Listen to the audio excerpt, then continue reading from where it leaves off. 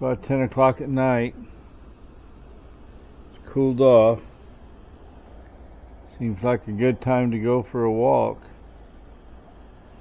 I want to talk about walking a little bit. A long time ago, a very wise lady who was my grandmother, called her Mamaw Georgie. And there's a reason I called her Mamaw Georgie. I'll start with that story. It's a pretty good story. My dad had a sister named Shirley. His dad's name was Richard. And my Aunt Shirley, her firstborn son, was Tommy Staples Jr. And Tommy, my cousin, being the oldest grandchild, their first grandchild, when he was a toddler, it is my understanding, he called Grandpa, who was George Soy, he called him Mamaw George, or Mamaw Georgie. And Tommy decided, as toddlers will do, he came up with a name. His grandma, who was Edith Soy, George's wife, my grandmother, if Papa was Mamaw Georgie, she must be Mamaw Georgie.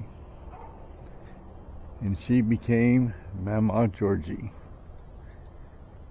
If it looks like things are kind of jumping around, I'll tell you I'm testing out a new camera. It's a head-mounted camera I bought on Amazon. We'll see how it works out. Might like it, might not. Look at that. I hope you can see it. I don't know. The camera's mounted on my head, so I don't have any screen vision of it. But the moon is interesting. So anyway, Mamaw Georgie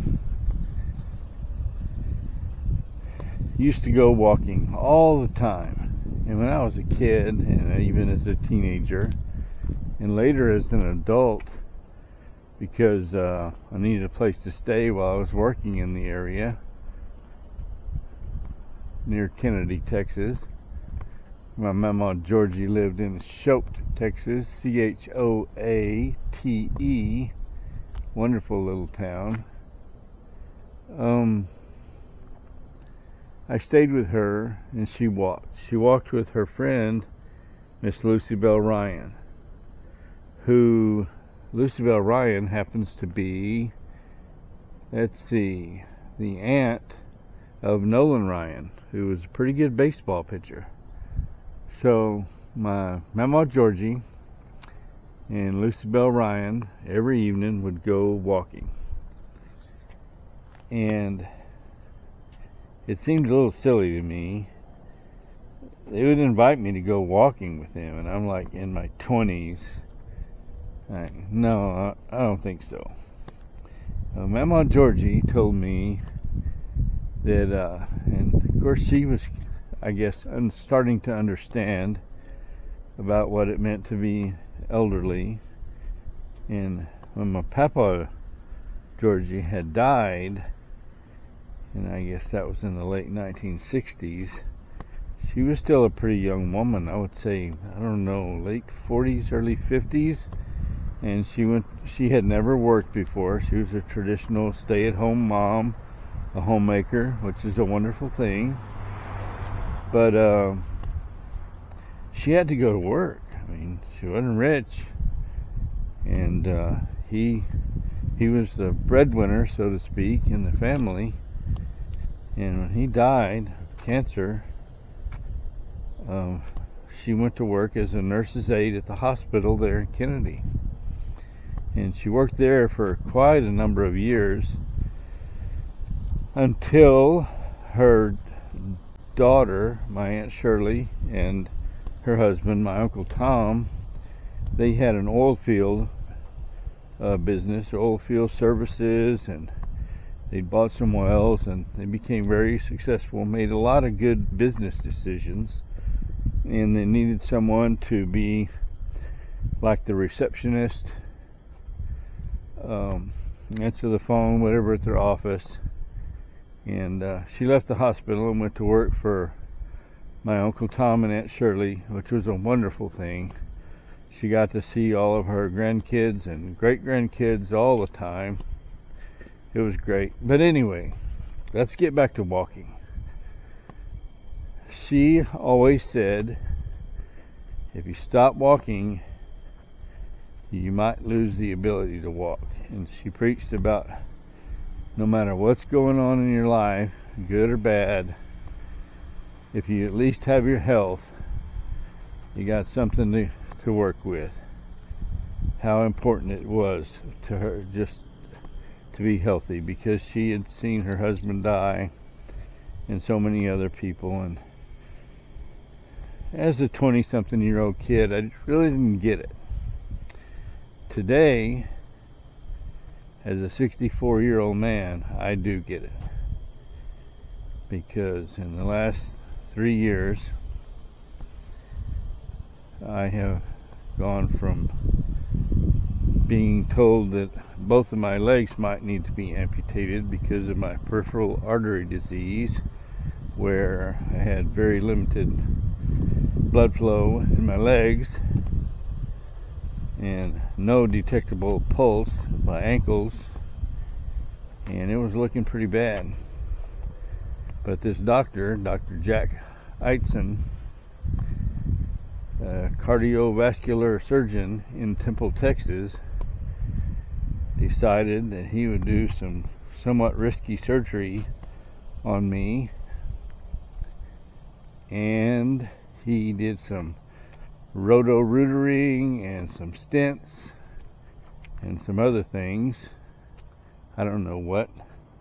Miracles, I would say. And I all of a sudden had a pulse in my ankles and some blood flow to my legs.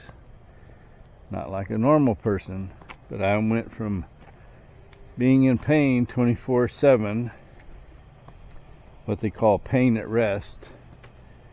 It never stopped hurting. My legs, I had like explosions. It's hard to explain, but it was painful. All that went away. And instead of being able to walk a few hundred feet without my muscles spasming and my legs feeling like two 2x4s, I could walk a little further. And coupled with quitting smoking, after doing so for nearly 40 years, I quit smoking January 18th, Martin Luther King Day. No particular reason for that, it just happened to be the day I quit smoking. 2022, so about 2.5 years ago, a little over 2.5 years ago, I quit smoking. And this year I've had no sugar, low carbs, lost over 60 pounds, and now I can walk a long ways. And well, I just walked about half a mile while making this video, and my legs feel fine. No pain, no muscle spasms. So walking and taking care of your health are really important, and I wish I had learned this lesson a long time ago. I should have listened to Mamaw Georgie. And I guess the moral of the story, or the intent of this video, if you're a teenager, or you're in your 20s or your 30s or your 40s, whatever age you are, get some exercise, eat healthy, take care of yourself, because it matters. And there will come a time that you will be glad that you listened to me. So I'm gonna close it out and say vaya con Dios, my friends. Until next time.